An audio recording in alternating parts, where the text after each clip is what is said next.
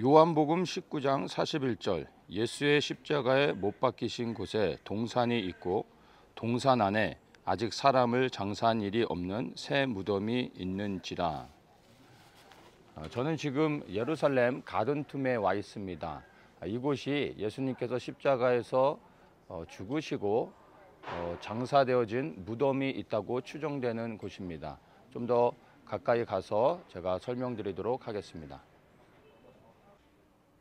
지금 제 뒤로 보이는 저 무덤이 예수님께서 죽으시고 장사되어졌다고 추정하는 그러한 무덤입니다. 좀 더 가까이 가서 보도록 하겠습니다.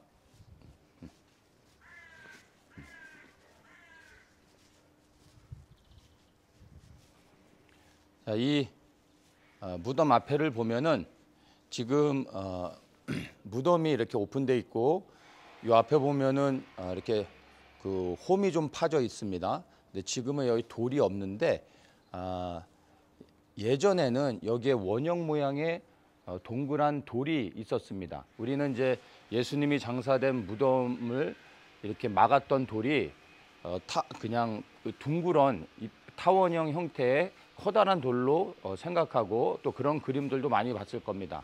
근데 실제로 그런 돌은 사람들이 뭐 밀려고 해도 밀 수가 없는 거고, 여기 보시면은 이제 가까이 와서 여기 보시면은 이렇게 이제 홈이 파져 있죠. 그래서 납작한 모양의 동그란 돌을 깎아 가지고 여기에다 얹어 놓는 겁니다. 그리고서 성인 남성 두 사람 정도면 여기서 그 동그란 돌을 밀어서 이 입구를 막을 수가 있습니다.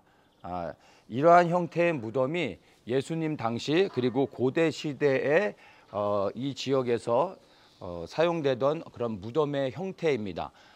그리고 이러한 무덤은 보통 사람들이 묻히는 곳이 아니라 아주 부자이거나 그리고 높은 지위를 가지고 있는 사람들이 묻히는 그런 무덤이었습니다. 그런데 이곳에서 발견된 무덤이 비교적 아주 완벽하게 보존돼 있는 그러한 상태입니다.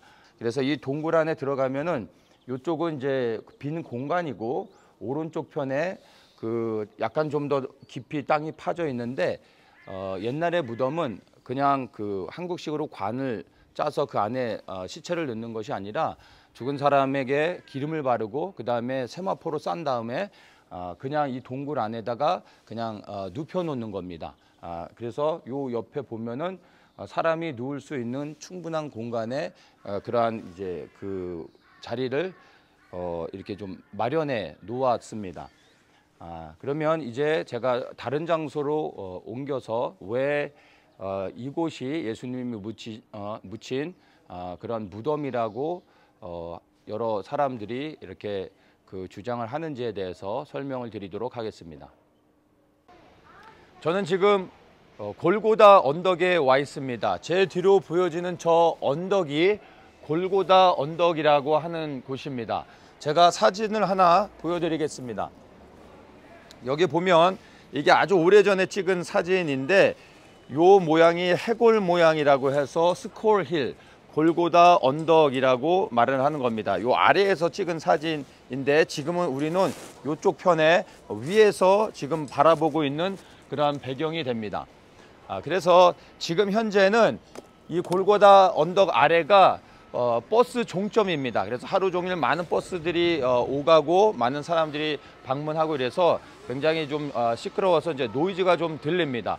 어쨌든 예수님께서 저 골고다 언덕 위에서 십자가에서 죽으신 다음에 그리고 아까 보여드렸던 무덤에 장사되어진 겁니다. 그래서 직선거리로 하면은 한 100m도 안 됩니다. 그래서 예전에는 저 언덕에서 돌아서 내려가서 장사됐겠죠. 그래도 시간은 굉장히 그렇게 오래 걸리지 않고 짧게 안식일 전에 예수님을 무덤에 장사할 수 있었던 것입니다. 지금 현재 이 장소 말고 저 예루살렘 올드시리 안에 성묘교회라고 해서 그곳을 예수님이 그곳에 예수님이 장사된 무덤이 있다라고 또 추정하고 있습니다. 그래서 두 가지의 견해가 갈리고 있는데 중요한 것은 어느 장소에 예수님의 실제 무덤이 있느냐 이거보다 예수님의 죽으심과 그분의 부활하심이 부인할 수 없는 사실이라는 것입니다.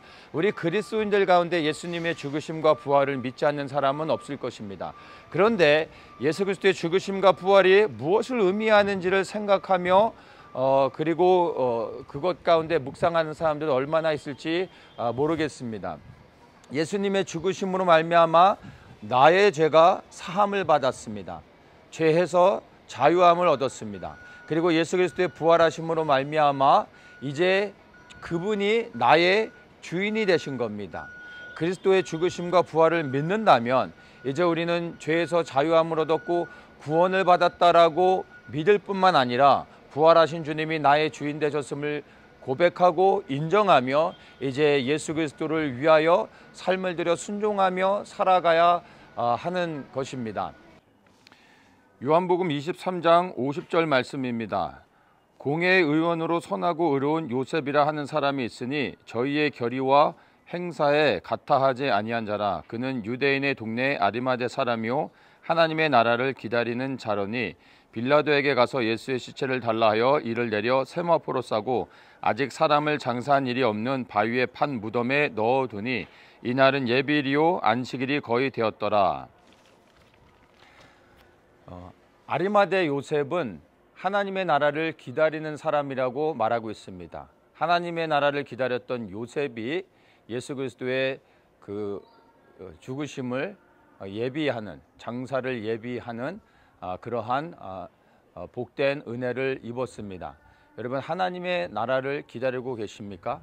만약 하나님의 나라를 여러분이 기다리고 그리고 그 주 예수 그리스도의 다시 오심을 사모하고 있으시다면 아리마대 요셉과 같이 여러분의 삶을 들이십시오.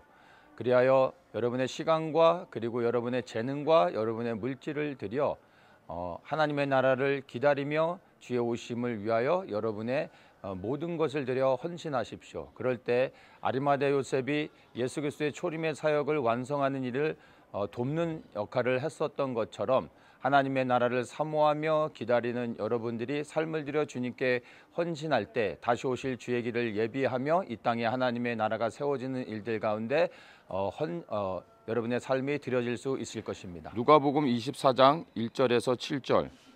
안식구 첫날 새벽에 이 여자들이 그 예비한 향품을 가지고 무덤에 가서 돌이 무덤에서 굴려 옮겨온 것을 보고 들어가니 주 예수의 시체가 배지 아니하더라. 이를 인하여 근심할 때 문득 찬란한 옷을 입은 두 사람이 곁에 섰는지라. 여자들이 두려워 얼굴을 땅에 대니 두 사람이 이르되 어찌하여 산 자를 죽은 자 가운데서 찾느냐? 여기 계시지 않고 살아나셨느니라. 갈릴리에 계실 때 너희에게 어떻게 말씀하신 것을 기억하라. 이르시기를 인자가 죄인의 손에 넘기워 십자가에 못 박히고 제3일에 다시 살아나야 하리라 하셨느니라 한데